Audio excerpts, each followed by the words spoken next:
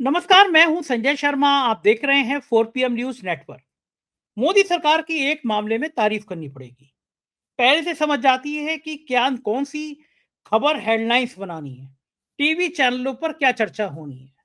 सरकार को लगा कि वक्फ कानून पे कुछ एक आध ऐसी टिप्पणी आ गई जो खिलाफ हुआ, तो टीवी चैनलों की हेडलाइंस बदल दो। लिहाजा राहुल गांधी, सोनिया गांधी के खिलाफ ईडी ने सालों पुराने मामले में और सैम पित्रोदा के खिलाफ भी चार्जशीट दाखिल कर दी। अब सैम पित्रोदा अमेरिका में है, लेना एक ना देना, 2 सालों से वहां है, लेकिन उनके खिलाफ भी चार्जशीट हो गई। मैंने अभय द्विवेदी से पूछा कि क्या मतलब है जिस तरह से राहुल गांधी गुजरात में सक्रिय हुए, उसके बाद क्या गुजरात लॉबी के पसीने छूट गए जिसकी वजह से ये ईडी की कार्रवाई हुई। और मैंने अभय द्विवेदी से पूछा कि अगर राहुल गांधी और सोनिया गांधी की गिरफ्तारी हो जाती है तो देश में कितना बड़ा भूचार आएगा। और अभय द्विवेदी ने कहा कि ये इस दौर की राजनीति की, अगर ऐसा होता है तो सबसे बड़ी घटना होगी और मोदी सरकार के लिए ये ताबूत में कील ठोकने का काम करेगी। बहुत शानदार परिचर्चा है। इस बीच में लखनऊ से एक खबर आई थी कि लखनऊ में इनकम टैक्स में बड़े बड़े खेल हो रहे हैं। पीटीआईटी लखनऊ के इनकम टैक्स अफसर मीता सिंह और डीजी इन्वेस्टिगेशन देव ज्योति दास का तबादला कर दिया गया। और मीता सिंह बड़ी अच्छी अफसर रही, ईमानदार अफसर रही, बड़ी अच्छी ख्याति थी, उनको हटा दिया गया। उससे पहले एक बहुत बड़े ग्रुप पे इनकम टैक्स ने छापा मारा। जिस इनकम टैक्स ने छापा मारा उसको हटा दिया गया, उस अफसर को हटा दिया गया, क्योंकि ये ग्रुप जो है कई सहाय लोगों को असहाय कर रहा था। यूपी के ब्यूरोक्रेट के बड़े सारे पैसे जुड़े हुए थे इसमें।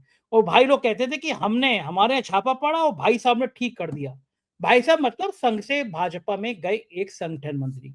मुझे नहीं पता कि उस ग्रुप संगठन मंत्री जी का इस ग्रुप में लेना एक ना देना तो है या नहीं है, लेकिन इस ग्रुप के लोग बड़े जोर शोर से उस संगठन मंत्री का नाम लेते हैं। यूपी के बहुत बड़े बड़े नौकरशाहों के पैसे यहाँ निवेश हैं, ऐसी चर्चा है। तो उन कड़ी में अगर आप ये देखें तो यूपी में जिस तरह से ब्लैक मनी खुलने के किस्से सामने आ रहे हैं, अभिषेक प्रकाश के निलंबन के बाद जैन की जो चैट है इसको छिपाया जा रहा है। लोग कह रहे हैं, चर्चा है, मुझे नहीं पता सही है नहीं, कि जैन की चैट में लिखा था कि चीफ सेक्रेटरी को भी 1 करोड़ रुपए दिए गए हैं। और एसपी को, जो मुख्यमंत्री की नाक के बाल है, उनकी दर्जनों संपत्ति, करोड़ों अरबों की संपत्ति उनके परिजनों की, उनके खुलासे अमिताभ ठाकुर ने कर दी। क्या खिचड़ी पक रही है भ्रष्टाचार की, सामने है। फिलहाल चलते हैं अभय द्विवेदी के पास, जानते हैं कि सोनिया गांधी और राहुल गांधी के इस खेल में क्या होने जा रहा है।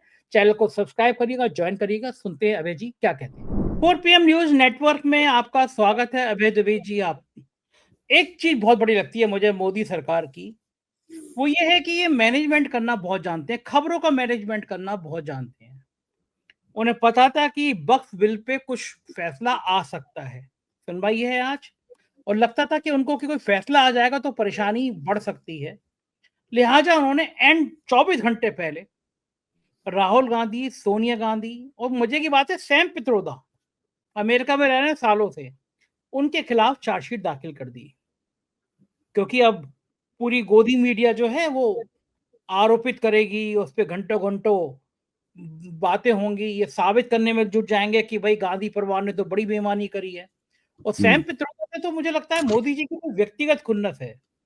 जब हुँ, सैम पित्रोदा का नाम आता है भड़क जाते हैं, या तो उनको लगता होगा कि हुँ, भाई अमेरिका में बैठा हुआ एक शख्स जिसकी हुँ, पूरी दुनिया में बहुत ज्यादा साख है, पूरी दुनिया में हुँ, लोग उसका सम्मान करते हैं, वो हुँ, राहुल गांधी के लिए एक आइडियल कैसे है, राहुल गांधी के साथ क्यों देता है। हुँ, लेकिन 24 घंटे पहले ये जो चार्जशीट आई है, हुँ, उधर राहुल वाड्रा को भी ईडी ने बुला लिया, हो सकता है उनकी भी कोई घेराबंदी हो जाए। हुँ। अचानक ये गांधी परिवार पे इतना प्यार क्यों उमड़ा ईडी का? सब जानते हैं कि ईडी तोते की तरह है, जितनी चाबी भरी राम ने उतना चले खिलौना। ये अचानक प्यार क्यों उमड़ा, आपको क्या लगता है? देखिए, तोता तो इंसान का कुछ मनोरंजन करता है, थोड़ा पालतू भी होता है, उसके घर में रखा जाता है, लेकिन ईडी ज़रा उससे कुछ अलग हट के चीज़ है। तोता उस सीबीआई को कहा गया है, जिसके केस में राहुल गांधी, सोनिया गांधी और इन सब लोगों को ज़मानत मिल चुकी है।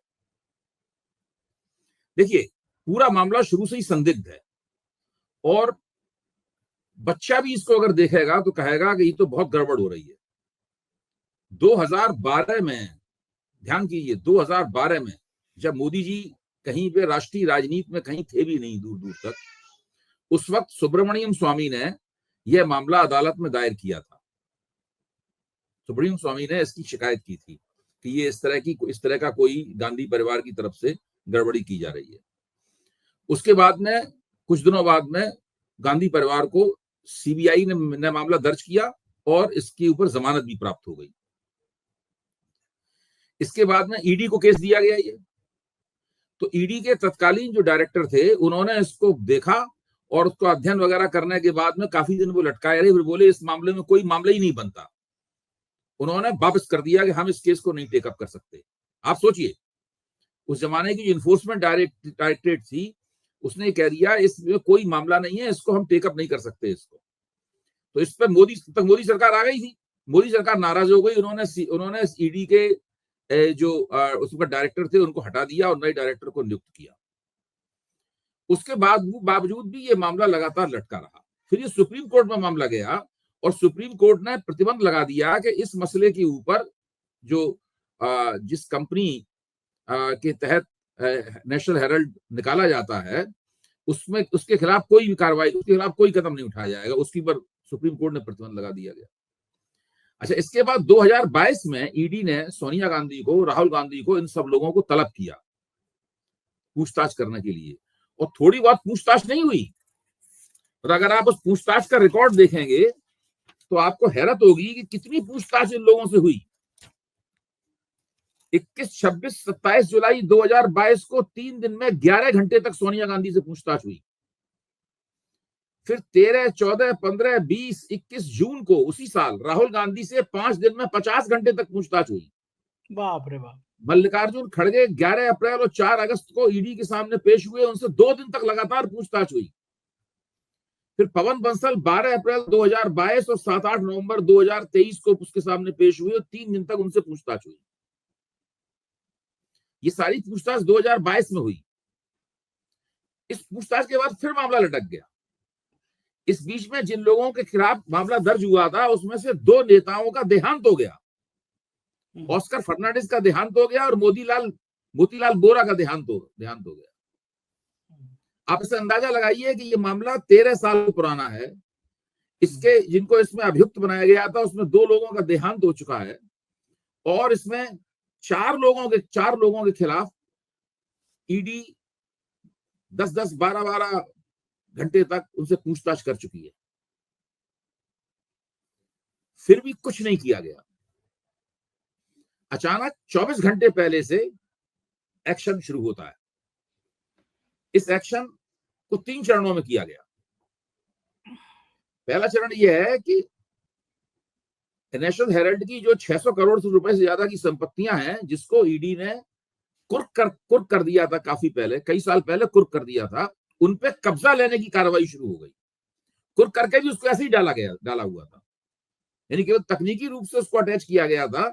अब उस पर कब्जा लेने की कार्रवाई अब शुरू हुई। अखबार में आज सवेरे इंडियन एक्सप्रेस में बड़ी खबर और दूसरे अखबारों में इसकी बड़ी खबर मिलेगी। उसके बाद में हरियाणा के एक मामले में रॉबर्ट वाड्रा की पहले भी ईडी के सामने कई साल पहले पेशी हो चुकी है। रॉबर्ट वाड्रा को फिर से बुला लिया गया माहौल बनाने के लिए। और तीसरा चरण ये उठाया गया कि चार्जशीट कोर्ट में दाखिल कर दी गई। इस मामले में मामला वही है, मनी लॉन्ड्रिंग का। जो दफा लगाई गई है वो काले धन को सफेद करने के बारे में दफा है, जिसके लिए ईडी शोहरत याफ्ता है।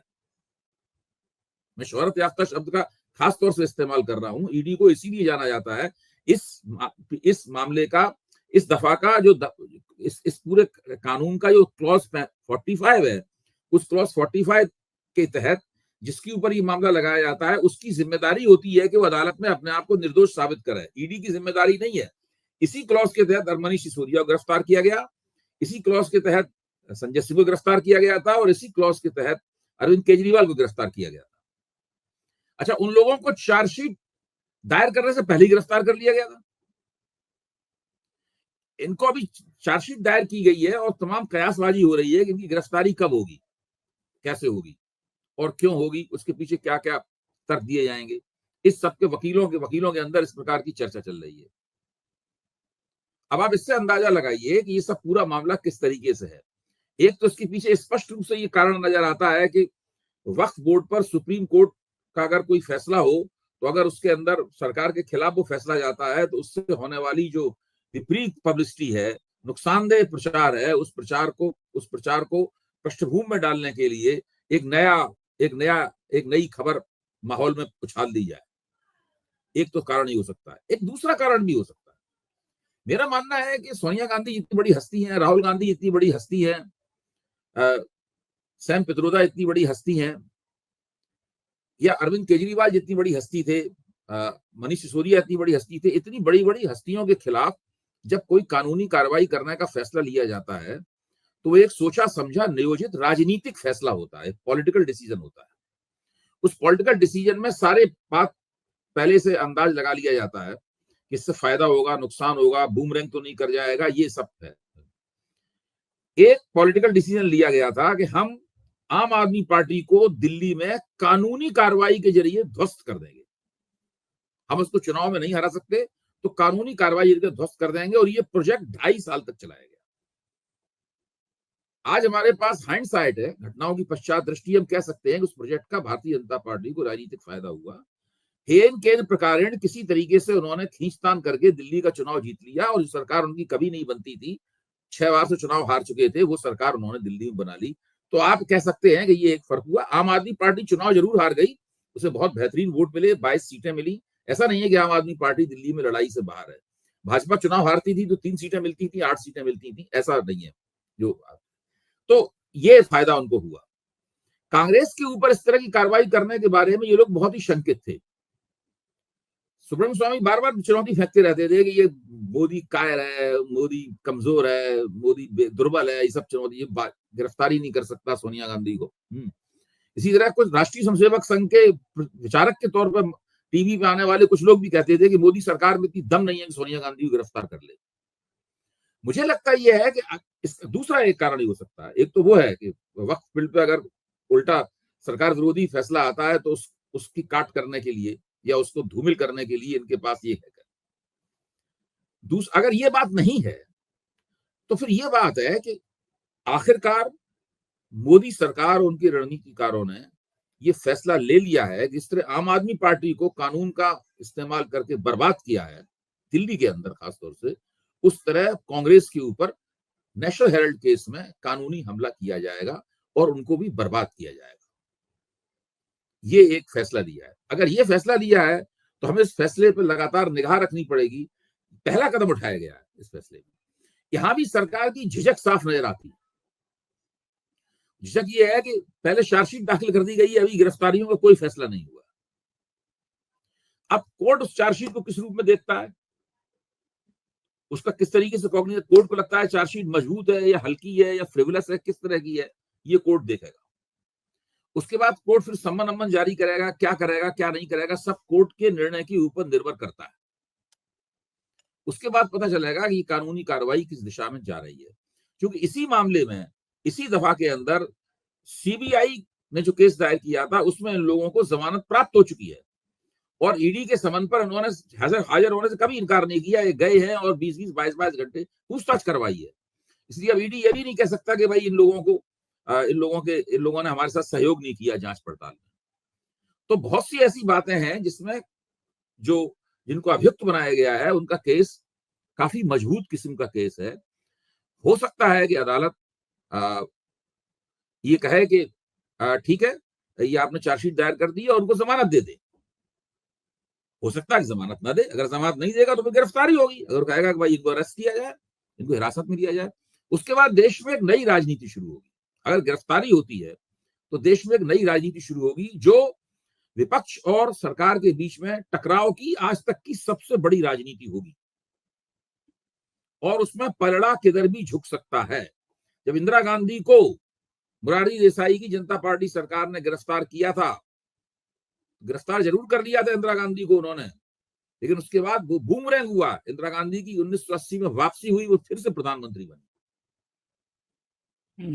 बिल्कुल ठीक बात है। राष्ट्रीय कांग्रेस जो एक बहुत प्रबल राष्ट्रीय शक्ति है, इसकी राज्यों में सरकारें भी हैं, इसके 100 सांसद हैं जिसके पास, जो विपक्ष की इंडिया गठबंधन की नेता है, अगर आप उसके शीर्ष नेतृत्व को इतने कमजोर केस में, नेशनल हेराल्ड वाले केस में जो बहुत ही कमजोर है, सब वकीलों का कहना है कि ये ठीक है कि जो कंपनी बनाई थी उसमें 38% हिस्सा सोनिया गांधी और राहुल गांधी का है, तो नेशनल हेराल्ड की जो भी संपत्ति इस कंपनी के कब्जे में है उसमें 76% मालिकाना सोनिया गांधी और राहुल गांधी के पास है। लेकिन राहुल गांधी और सोनिया गांधी उस जमीन का एक रुपए की कीमत की जमीन नहीं बेच सकते, संपत्ति नहीं बेच सकते, अपने खाते में नहीं जमा करा सकते। ये असंभव है इस बात को करना। इसलिए इस मामले में उस तरह की कोई दम नहीं है जिस तरह का इसमें प्रचार किया जा रहा है।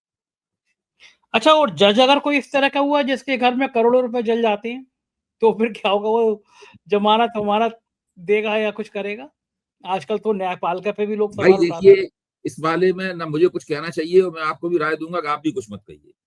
बस हाँ, केवल एक बात का जिक्र कर देते हैं, वो ये है कि जब राहुल गांधी के ऊपर मानहानि के मुकदमे गुजरात में एक जज ने फैसला किया उसका, तो राहुल गांधी को 2 साल की सजा दी ताकि जिससे उनकी रास्ता चली गई।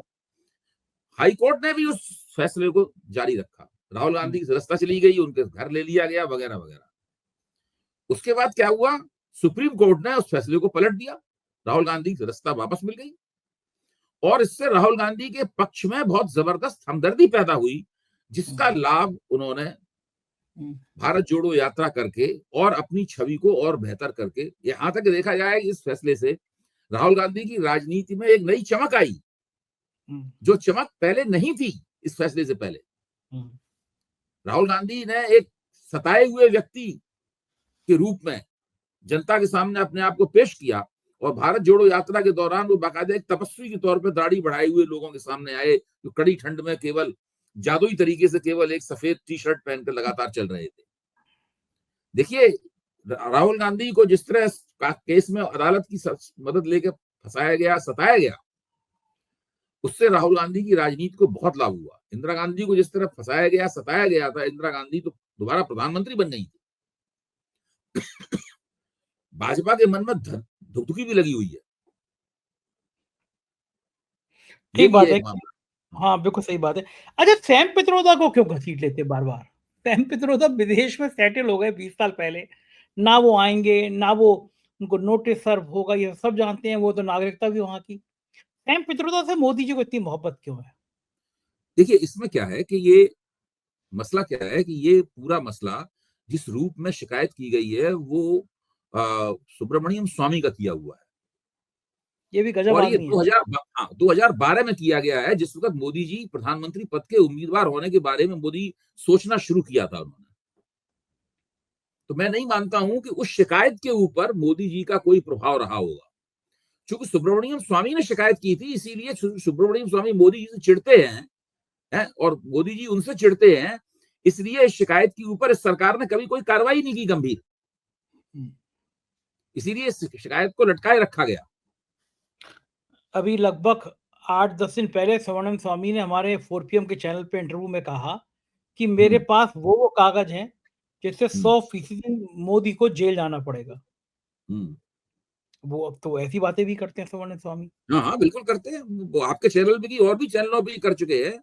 मोदी जी को कायर बताते हैं, उनको दुर्बल बताते हैं, वो पता नहीं क्या क्या उनके बारे में कहते हैं। गजब है। और अच्छा, राष्ट्रीय दूसरा स्वयंसेवक संघ के अंदर भी एक हिस्सा है जो मानता है कि मोदी जी कहीं ना कहीं सोनिया गांधी से दबे हुए हैं। तो ये बात को सुब्रमण्यम स्वामी भी कहते हैं कि मोदी का हाथ कहीं दबा हुआ है सोनिया गांधी के नीचे, इसलिए उनके खिलाफ कोई कार्रवाई नहीं करते। इसीलिए कार्रवाई हो गई। अच्छा, एक कारण ये भी हो सकता है कि पिछले 10, 15, 20 दिन या महीने भर से राहुल गांधी और कांग्रेस अप्रत्याशित रूप से गुजरात में बहुत सक्रिय है। गुजरात में अधिवेशन किया, गुजरात में नए सिरे से ओवरहालिंग कर रही है। तो मोदी और शाह की तो दुखती नस गुजरात है, गुजरात लॉबी है। तो कांग्रेस जिस हिसाब से गुजरात में अपनी कीलें ठीक कर रही है, उसको लग रहा है कि जो अब तक की कांग्रेस थी वो बीजेपी द्वारा पोषित कांग्रेस थी गुजरात में, ये बात सब कहते हैं कि भई कुछ करती नहीं थी। तो मतलब जिस हिसाब से गुजरात में कांग्रेस एक्टिव हो रही है, कहीं वो डर भी होगा मोदी और शाह को कि अगर ज़्यादा एक्टिव हो गई, तो इसका नुकसान ना हो। गुजरात तो बड़ा सेंसिटिव है, उनके दिल में बसता है गुजरात। ये भी कारण हो सकता है नहीं कार्रवाई नहीं, का। ये देखिए, ये सारे कारण हो सकते हैं थोड़े थोड़े। एक कोई जब घटना होती है तो उसके अंदर कई फैक्टर्स होते हैं। हम लोगों को देखना ये है कि मेन फैक्टर क्या है, मुख्य कारण क्या है। छोटे छोटे कई कारण हो सकते हैं। मेरा मानना यह है कि 2 मेन कारण हो सकते हैं, एक का आपने जिक्र किया, एक का मैंने जिक्र किया। एक तो ये है कि ये वक्फ बोर्ड से जो समस्या पैदा हो रही है उसमें स्पिन देने का काम ये कर सकती है घटना। दूसरा कारण ये है कि इन्होंने एक राजनीतिक फैसला ले लिया हो कि अब इनको कानून के जरिए बांधना है, कानून के जरिए पूरी तरीके से बचाव में धकेल देना है। देखिए, अगर अदालत ने कह दिया कि भाई अरेस्ट कीजिए तो ईडी जाएगी अरेस्ट करने के लिए, या वो लोग खुद सरेंडर करेंगे अदालत में। अच्छा, मैं थोड़ी देर को ये कल्पना कर लेता हूँ कि राहुल गांधी को, सोनिया गांधी को जेल भेज दिया जाता है, रॉबर्ट वाड्रा को भी जेल भेज दिया जाता है। कांग्रेस के अंदर वाड्रा का मुकदमा इसमें इसके साथ जुड़ा हुआ नहीं है, नहीं है, लेकिन वाड्रा को आज ईडी ने बुलाया है, तो हो सकता है दूसरे मामले में, जमीन के बारे में, हरियाणा वाले वो हरियाणा में जो भूपेंद्र सिंह हुड्डा के जरिए जमीन, उस मामले में भी जेल भेज दिए थे। वाड्रा को हम थोड़ी देर को अलग रख लेते हैं, और राहुल गांधी को और सोनिया गांधी को जेल भेज दिया जाता है। तो आपको क्या लग रहा है कि कांग्रेस किस हैसियत में है? क्या बाकी इंडिया गठबंधन के साथ ही कांग्रेस के साथ खड़े होंगे, और देश में क्या एक बड़ा आंदोलन खड़ा कर पाने की स्थिति में है कांग्रेस? बहुत बड़ी हमदर्दी राहुल गांधी और सोनिया गांधी के पक्ष में पैदा होगी। सब लोग ये जानते हैं कि ये मसला कोई खास मसला नहीं है, ये एक तकनीकी किस्म का मसला है, ये एक तकनीकी किस्म का मसला है जिसका कोई आधार नहीं है जिसके ऊपर इतनी हाय तौबा की जाए। अभी तक भाजपा बार बार ये कहती थी कि नेशनल हेराल्ड केस में ये लोग जमानत पे छूटे हुए अपराधी हैं, वो अभियुक्त को अपराधी बोल रही थी। भाई, एक मुजरिम होता है, एक मुलजिम होता है। मुलजिम का मतलब वो है इसके ऊपर मुकदमा चल रहा है, मुजरिम का मतलब वो है इसको सजा मिल चुकी है, अभियुक्त वो है इसके ऊपर मुकदमा चल रहा है, अपराधी वो है इसको सजा मिल चुकी है, सजा याफ्ता है वो। लेकिन वो किसी को सजा याफ्ता कहते, अब वो कहेंगे कि साहब इनके खिलाफ चार्जशीट भी दायर कर चुकी है। एक तो प्रचार का उनको मौका मिलेगा, दूसरे अगर वास्तव में गिरफ्तारी की नौबत आती है और माँ बेटे को जेल जाना पड़ता है, उनके साथ सुमन दुबे को भी जेल जाना पड़ेगा, उधर किसी तरह सैम पित्रोदा को सम्मन अमन भिजवाने की भी कोशिश होगी वहां अमेरिका में। हो पाता है कि नहीं हो पाता वो अलग बात है, लेकिन उसकी एक्टिंग तो होगी, पूरा दिखावा तो होगा ही कि ये सब किया जा रहा है। तो देश की राजनीति, मैं कह रहा हूं, करवट लेगी देश की राजनीति। इंडिया गठबंधन की सभी शक्तियां वो निकलकर सामने आएंगी और कांग्रेस के साथ में एकजुट होकर सारे देश में इसके ऊपर आवाज उठाई जाएगी।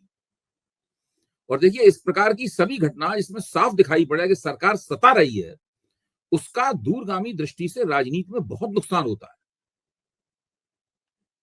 बहुत नुकसान होता है। अल्पकालीन दृष्टि से कुछ आपको लाभ हो सकते हैं, लेकिन दूरगामी दृष्टि से बहुत नुकसान होता है। अच्छा, तो आपको क्या लगता है कि बिहार के चुनाव से पहले ये गलती कर बैठी बीजेपी? अभी हाथ नहीं डालना चाहिए था, 7-8 महीने बाद बिहार के चुनाव हैं, जो हालात है एक के बाद एक। जीतन राम मांझी ने टाटा बाय बाय कर दिया, नीतीश फंसे हुए हैं, चंद्रबाबू नाराज हैं। एक बड़ा अगर आंदोलन खड़ा होगा तो क्या सरकार की साख पे सवाल खड़ा हो सकता है? क्योंकि सितंबर में कुछ ही महीने बचे हैं, नरेंद्र मोदी जी के 75 साल पूरा होने में मुद्दा उठेगा, बीजेपी का राष्ट्रीय अध्यक्ष नहीं बन पा रहा है कोई, योगी जी अलग आक्रामक भूमिका में हैं। मोदी और शाह जिस तरह के चक्रव्यूह में घिरते जा रहे हैं, और एक के बाद एक मुसीबत और उन्होंने अपने लिए पाल ली, क्या बीजेपी के अंदर एक बड़ा द्वंद्व खड़ा होगा इस मुद्दे पर? देखिए, भारतीय जनता पार्टी के अंदर द्वंद्व खड़ा होगा नहीं होगा, लेकिन राष्ट्रीय स्वयंसेवक संघ में इन तमाम नीतियों के ऊपर कुछ ना कुछ विवाद पैदा होगा। क्योंकि भारतीय जनता पार्टी, राष्ट्रीय स्वयंसेवक संघ में विवाद पैदा होने से भाजपा में भी परकुलेट होकर आएगा, वो विवाद आएगा। अब उन्होंने वक्त पे सवाल उठाया है, तो ऑर्गेनाइजर में लेख छपा कि भाई मुसलमानों वाली जमीन जो है वो तो आप उसको लेने के लिए तो कानून आपको बना दिया, लेकिन चर्च के पास जो जमीन है उसको भी लीजिए, उसको क्यों छोड़ दिया आपने? और चर्च, मुसलमानों के पास तो कितने 7-8-9 लाख एकड़ जमीन है वक्त के पास, चर्च के पास तो करोड़ों एकड़ में जमीन है जो अंग्रेजों के जमाने से उनको मिली हुई है, कैथोलिक चर्च के पास खास तौर से। आपको याद होगा अभय जी, जब सरकार बनी थी, मोदी जी आए थे, तो कुछ चर्चों पर हमले हो गए थे। जिस तरह नुपुर शर्मा ने एक पैगंबर साहब पे टिप्पणी करी थी, पूरे यूएई में बवाल मच गया था, और बाद में डर के मारे नुपुर शर्मा को निकाल दिया गया था, आज तक आई नहीं, क्योंकि खाड़ी देशों का दबाव बहुत है, इतना पैसा वहां से आता है ना, आप उनसे पंगा ले नहीं सकते। इसी तरह जब चर्च पे हमले हुए तो यूरोप खड़ा हो गया। तो आज की तारीख में जो तो ट्रम्प ओबामा ने बयान दे दिया था ना, उसके बाद से ठंडा हो गया। उसके तो बाद आप चर्च पे एक पत्थर नहीं फेंका गया। एक उसके बाद चर्च पे पत्थर नहीं फेंका गया। तो क्या मोदी सरकार इस हैसियत में है कि चर्च के खिलाफ कोई ले आएगी? ट्रम्प चाचा वैसी मुसीबत किए हुए हैं, नहीं, इसमें कानून इसमें क्या लड़ेगी है, उनकी। इसमें बहुत मामला थोड़ा पेचीदा है। केरल के जो ईसाई हैं, हुँ, केरल के ईसाई संगठन है, उन्होंने वक्फ वाले सवाल पे सरकार का साथ दिया है। हुँ, क्योंकि वहां पे कुछ लोगों ने ये दावा वक्फ में दावा किया था कि जो चर्च की जमीन है उस पर वक्फ ने क्लेम किया था जमीन हमारी है। तो वहां पे मुसलमानों और ईसाइयों में इस बात को लेकर विवाद पैदा हो गया। तो चर्च भाजपा ने अपने पक्ष में कि वो वक्त पे कानून बदल कर सही काम कर रही है। केरल के ईसाइयों की जो मदद थी उसका हवाला दिया है उसमें। लेकिन राष्ट्रीय स्वयंसेवक संघ ये चाहता है कि भाई दोनों धर्मों के खिलाफ सरकार का हमला होना चाहिए, क्योंकि दोनों धर्म परिवर्तन करते हैं ये लोग, तो इनके खिलाफ हमला होना चाहिए। तो मुसलमानों पे जो हमला हुआ है उस पर उन्हें कोई आपत्ति नहीं है राष्ट्रीय स्वयंसेवक संघ को। वो कहते हैं ईसाइयों के ऊपर भी उतना ही बड़ा हमला करो। एक तरह से मोदी सरकार को चुनौती भी है, अगर तुम्हें दम है तो हमला करके दिखाओ। सही बात। और वो ऑर्गेनाइजर में आर्टिकल छपा है, तो हुँ, वो स्वयंसेवकों के सामने आता है स्पष्ट रूप से। उन हुँ, स्वयंसेवकों के जरिए भाजपा के अंदर वो बात पहुंचती है। तो ये सब काम करके भाजपा अपने आप को या तो तुरंत समस्याओं में फंसाने जा रही है, या थोड़े दिनों में वो समस्याएं प्रकट होकर सामने आएंगी। इसीलिए मैं कहता हूं कि इन सब चीजों के दूरगामी दृष्टि से बुरे परिणाम होते हैं। बिल्कुल, बिल्कुल ठीक कह रहे हैं। अच्छा, क्या इतनी हैसियत बचेगी कि चर्च के खिलाफ कोई अब इस तरह का कोई अध्यादेश ले आएँ, कोई कानून ले आएँ? नहीं, नहीं, मोदी तकरीबन सरकार नामुमकिन है। बिल्कुल नहीं कर सकते, करेंगे भी नहीं। मोदी जी बहुत होशियार आदमी है इस मामले में, वो बिल्कुल नहीं करेंगे। ट्रंप जो है वो ईसाई नेता भी हैं, आप ध्यान कीजिए। ट्रंप ने हाँ, चुनाव जीता है, उसमें उनका व्हाइट होना यानी श्वेतांग होना, सफेद हाँ, चमड़ी का होना, और जो ईसाइयत है उसका, ये सब चीजों को मिला-जुला के ट्रंप की जीतने में भूमिका है। हाँ, ट्रंप वही किसी वही कीमत पे ये नहीं, भाई देखिए, जब अमेरिका में राष्ट्रपति शपथ लेता है तो बाइबल पे हाथ रख के शपथ लेता है वो। हाँ, हुँ, वो कहता है गॉड सेव द अमेरिका, ये नारा लगाता है उसके बाद में वो। हुँ, हुँ, तो इस लिहाज से अमेरिका पूरी तरीके से एक धार्मिक राष्ट्र है, हुँ। तो ईसाई ये राष्ट्र है। केवल सारा जोर जबरदस्ती जो है वो सिर्फ मुसलमानों के लिए सारा अब्दुल के मुसलमानों के लिए रिजर्व है, हाँ, सारी अब्दुल के मुसलमानों के लिए। पिंचर पे कहानी शुरू और अगर अब्दुल के मुसलमान कुरान पे हाथ रख के कसम खाएंगे तो वो दकियानूसी हैं। हाँ, और अगर अमेरिका का राष्ट्रपति कुरान बाइबल पे हाथ रख के कसम खाएगा और गॉड सेव द अमेरिका कहेगा, तो वो अमेरिकन लिबरलिज्म का प्रतीक है। हुँ। यहाँ तो इनकी ज़िंदगी अब्दुल के पिंचर पे शुरू और अब्दुल के पिंचर पे खत्म। सही इससे बात। आगे या मुसलमान तुम्हारी भैंस खोल के ले जाएँगे, तुम्हारे गहने लूट जाएँगे, इससे शुरू और इसी पे खत्म। बहुत-बहुत शुक्रिया अभय जी, आपने इतना समय दिया, मुझसे बातचीत की, आभार आपका। ये थे अभय दुबे जी और मुझको यकीन है ये बातचीत आपको पसंद आई होगी। लीक से हटके थी, सारे विषयों को सामने रखने वाली थी। मुझे आपके प्यार भरे कमेंट का इंतज़ार है, बताइएगा ज़रूर बातचीत कैसी लगी। शुक्रिया, थैंक यू।